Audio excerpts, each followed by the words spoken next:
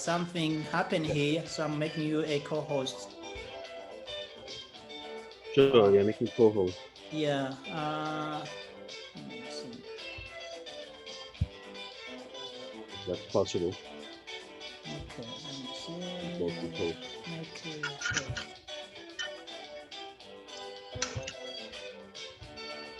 Okay, so it seems like I'm having a little problem with my Um, camera here. Can you guys see me? yeah. Hey, I can eat fine. but Yoani, can you Can don't you? make the one with don't make the one with my face co-host. Make the other one. Make Oh, the other new African network. Make that host. I don't think I can do that anymore. Let me see. Yeah, Uh, yeah. Take me off of yeah. Make the other network no, you host. can only leave yourself. Hmm. I Oh, I can't can do leave myself. anything. Okay, let me Yeah. try. Sure. Okay, let me try.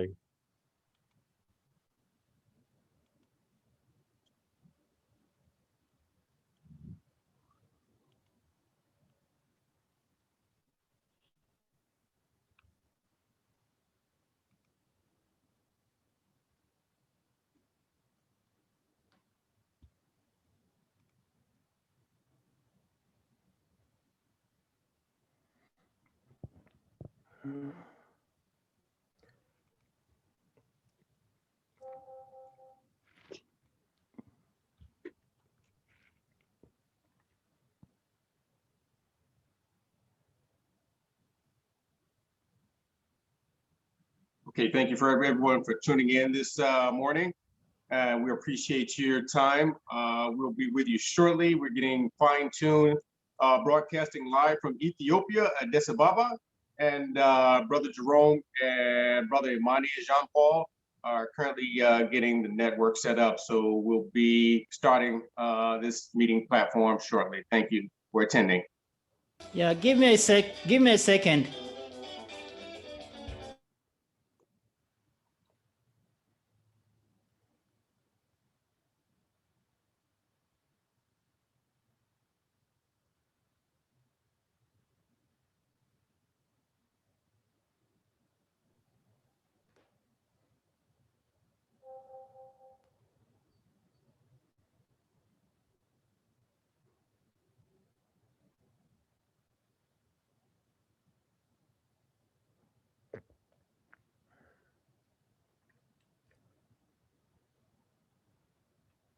So you guys, I hope now you can see me, right?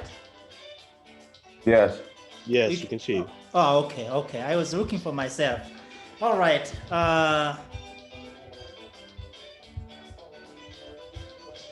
Yeah, try again to make me host. Okay. You say which one do you wanna use? The one, yeah, I really left the other new African network. That other Oh, okay. All right. two of us there. Yeah. Make host.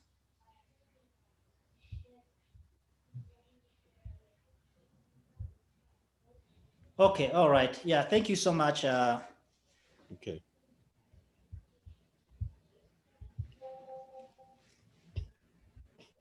Here we go. Thank you so much. Thank you so much, ladies and gentlemen. My name is Yohani Paulo Imani, and the sounds you hear now is coming to you from Addis Ababa, Ethiopia. Addis Ababa, Ethiopia, that's where I'm talking from. And today we have our special guest, Mr. Prince Dynast D. Can someone help me, please? Dynast. Prince Dynasty. By the way, I'm so great to have you, my friend, on our show. I've been looking forward to talk to you for many years, actually. And finally, I found out you are my special guest today. So I left from US 3 months ago, Washington, D.C. That's why I was living. I come to here, Ethiopia, to advocate, Okay. to teach, and to explain Swahili language. I started a movement called Swahili for Africa, which in other words, we want all Africans to actually have one common language. But before I go further, I would like to give time to our special guest to introduce himself and tell us who he is.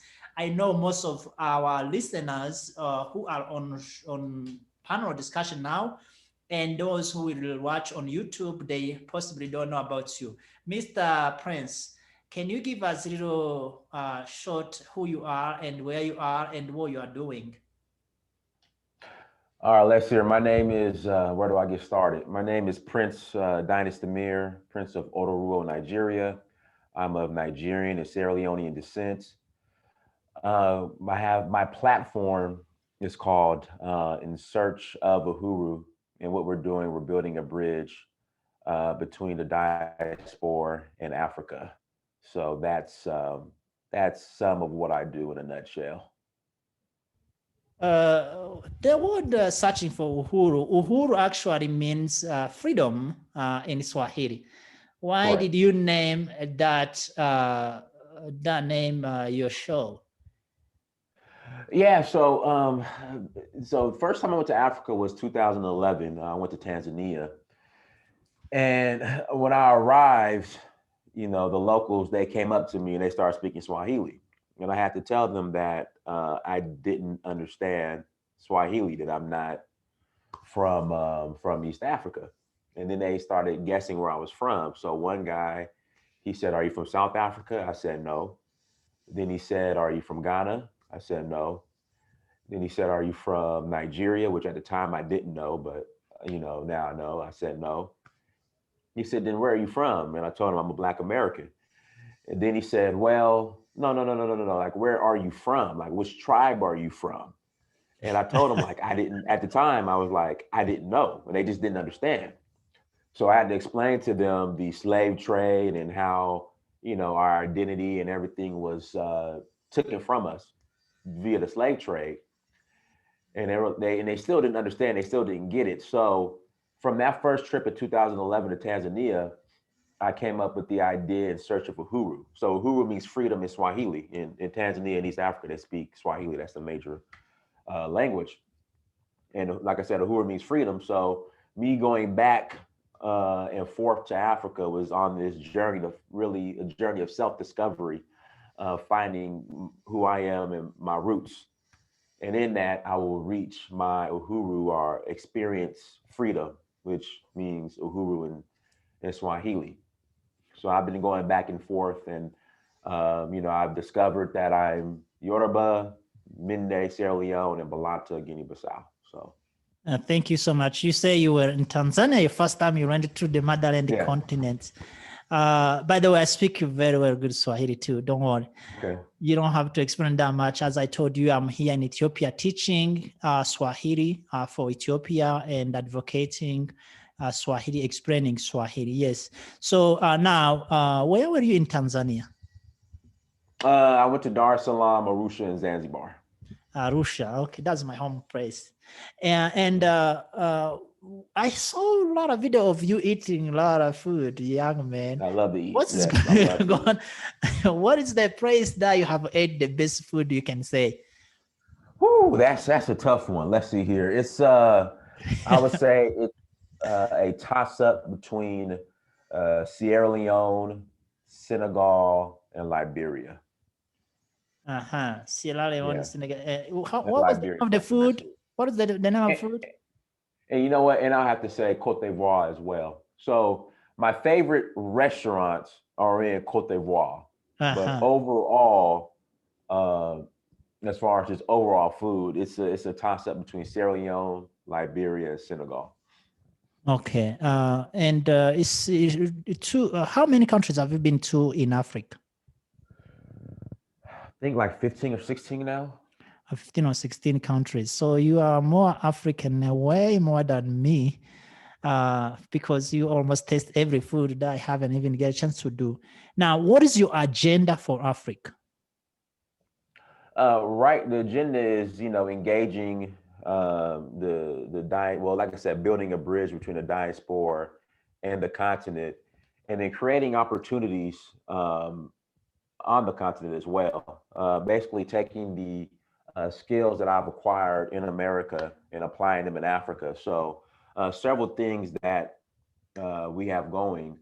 So, number one, One Africa Properties. So, what we're doing with One Africa Properties, I'm a licensed realtor here in the state of Georgia, here in America. So, I know sometimes acquiring property in Africa could be a little cumbersome. So what we're doing with One Africa Properties, we're streamlining the home buying process or property buying process on the continent. So we're creating a listing service for properties in all 54 countries. That's on oneafricaproperties.com. So that's one project. And then as far as my tours, I'm doing tours as well. So I'm bringing people from the diaspora, I'm bringing them over to Africa to experience the continent. So we have a tour set up in Sierra Leone, April 19th through the 29th. For those who are interested, go to dynastyamir.com, send me a message. So we're doing that as well. And then media, fashion, that's pretty much what I'm establishing on the continent, headquarters in Sierra Leone. It seems like you love a lot about Sierra Leone. You mentioned Sierra Leone on and on. Huh? Can you guys hear me? Can you guys hear me? Yeah, you're breaking up a little bit. Okay, but you hear me? Okay. Yeah, I'm in Ethiopia. Okay, don't you guys be shocked when everything goes away. It may happen. It happens sometimes. Now, so you talking about travel, which is tourism. You talked about real estate or buying houses or land, and you also talked about fashion. And all of those, it seems like you are directing them to Africa. Right. What is your, why don't you focus on America? Or because I know you're from Georgia, pretty much that's why you were possibly living. Well, I'm from California originally. Okay. I told myself I'm not going to continue to give America my best years. I'm approaching 40. I'm 38, and I've given corporate America, just America in general, my best years. So it's time for me to shift and take my talents to Africa, because that's where, as they say, Africa is the future. Not only is it the future, it's the now. So that's why I'm focusing on Africa versus America. Very good. Now, if I'm not mistaken, as you said, is that Africa is the future, which is true, by the way. And when you talk about when you went to Tanzania, Tanzanian did not understand you. They were able to understand your English, but they were not able to understand your background. They did not know that possibly you are not you're not from there.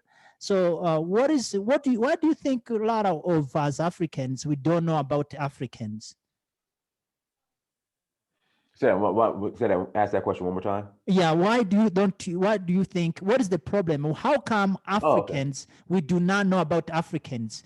And it's not only in Tanzania, even maybe other places you go, if you tell them about African America or Black American, or you tell African America about Tanzanian people, they have no idea. What is, right. Yeah, why is that? Well, I think a lot of it has to do is we have to realize that the colonial institutions, and to be specific, the colonial educational institutions are still in place in many African countries.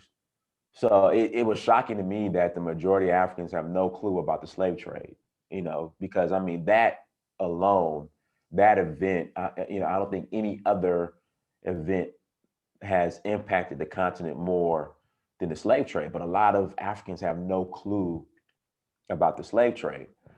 But again, I think it's, the remnants of this colonial education, institutional education that's in place, this colonial European educational standard that's in place in Africa. I mean, Africans are learning more about Queen Elizabeth than they are Thomas Sankara and Patrice Lumumba. So, I think this Western educational standard that's in place is the issue. Yeah, that's true. Yesterday, I think it's the day before yesterday, I was on TV. I was asked about African education.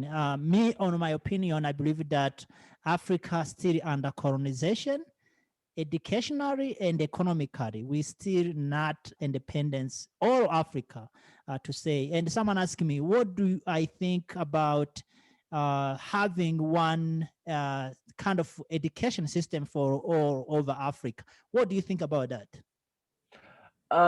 Depending on, it just depends on the curriculum.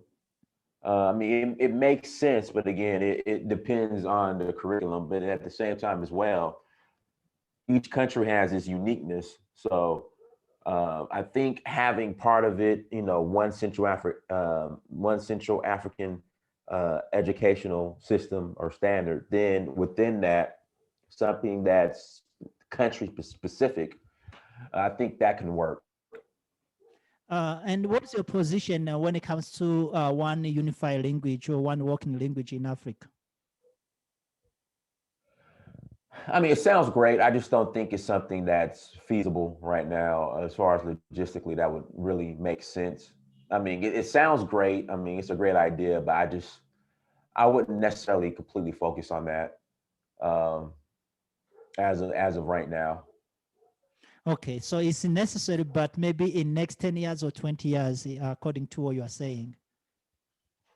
I mean, maybe, but I wouldn't completely worry about it. I mean, Africa is a continent made up of 54 countries. So I think we should celebrate our differences and our diversity in that. But, having one central language, like what would you recommend the language be? I've heard Swahili, but, I just think it's something that I don't see it happening, if you ask me.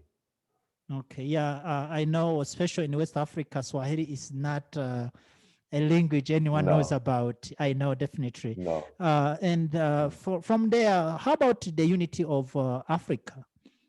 What do you think about Africa being united? Yeah, I mean, well, you have the African Union, who's, I guess, attempting to unite the continent. Also, you have, I think now they have the free trade agreement, which is opening up the borders for trade. I think the issue with Africa when you have these initiatives is actually enforcing them.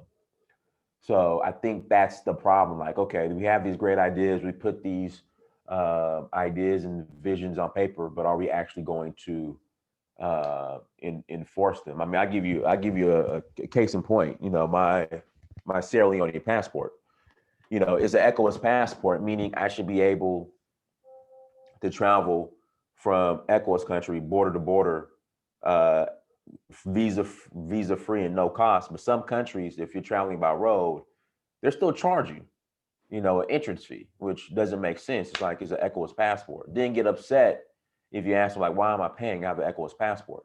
So I think little things like that. Again, when it sounds great on paper, ideas are great. I mean, ideas are great. I see the vision, but are you actually enforcing? Uh, you know, these plans are. Is it being enforced? And if not, what are you going to do to enforce it? Yeah, thank you. Yeah, I think that the idea of uniting Africa is a little longer old, but it haven't happened yet. Instead, since 1963, when African Union was established, we have so lot of war against a country by another country. We have war in Sudan and Ethiopia. We have Kenya and Somalia. We have war in South Sudan and Sudan. We have so many wars coming on and in. And even we have come up with more countries instead to unite. So I don't think we can really have a lot of hope about African Union to unite Africa to say, but let's see. Let's just keep our eyes on it. And what is the business you're doing now? You say you used to work for a company and which you call a corporate America. What do you do? It's just the real estate you talk about in Africa and tourism and Right. So I have my real estate license. Also licensed to sell health and life insurance here in America as well. Tourism, media. So a little bit of everything. So. Okay. And what do you think should be the contribution to our fellow African diaspora in America or especially Brazil? A lot of time when we talk about our fellow people of color or the original African, that's how most of the time we say in Swahili. we don't really mention Brazil, and we have a Right. huge population of people of color in Brazil. What do The you think largest they? diaspora, Yeah, largest black diaspora of Africans are in Brazil. yes. So, what do you think can contribute to build Africa, to make Africa better, or even to come home? What do you think we should? How can we motivate our fellow diaspora to come home and just visit? Not even living. If they want, they can live, but just visit. Well, you had the year of return, which was, I guess, successful depending on how you look at it. The way to get people to visit is for people like me, people like you, continue to have the conversations, continue to visit and show the images, show people the success that we're experiencing on the continent, and I think that would encourage people to come and visit Africa. Like right now, Talem, Mexico. What else? Talem, Mexico. I think at Talem or Talem, Mexico. You have this. I forgot the name of the area in Greece. You have Thailand and some other places that are trending, and people, they boast and brag about how beautiful the beaches are there. But if the beaches from Liberia to all stretching all the way through Sierra Leone, I mean, these beaches, I mean, this coastline is by far probably the most beautiful, like the most beautiful stretch of coastline that you will ever see from Liberia to throughout Sierra Leone. But again, because of just the negative stereotypes, especially when it comes to Sierra Leone and Liberia because of the Civil War, even though it was 20, 30 years ago, people are still hesitant in regards to coming to Africa and visiting those areas. Now, more people are going to Zanzibar. Zanzibar is beautiful as well. But I mean, Liberia and Sierra Leone, my God, absolutely gorgeous. Okay, yeah. Thank you so much. Yeah, we always know about France, Paris. We know about Australia. We know about Italy.